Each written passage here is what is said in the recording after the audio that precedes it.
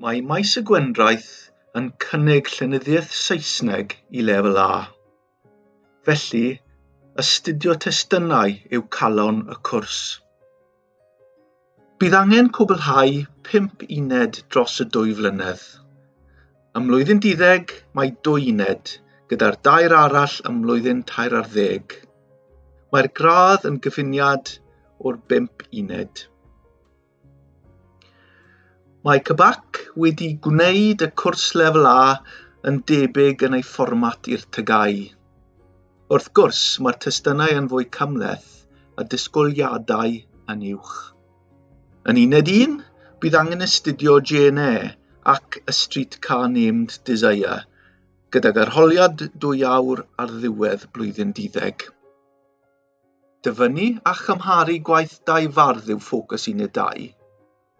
Ar ôl gwneud yr arholiad 2 awr, dyma ddiwedd y cwrs AS. Mae 3 gwahanol athro yn dysgu'r pwnc, gydag 8 gwers mewn pythefnos.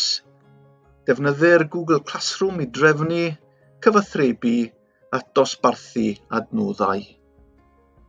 Os ydych am barhau gyda'r pwnc ym mlwyddyn 13, bydd angen astudio 2 uned arall. Uned 3, Barddoniaeth. Uned 4, King Lear gan Shakespeare. A uned 5, yr unig waith cwrs yn y lefel A. Nid yw Llenyddiaeth Saesneg yn bwnc hawdd. Mae'n rhaid i'r myfyrwyr fod yn barod i weithio'n annibynnol trwy ddarllen ac ymchwilio testunau cymhleth. Os ydych yn barod i wneud eich gorau glas, bydd yr athrawon yn bob amser yn barod eich cefnogi i gyrraedd eich potensial.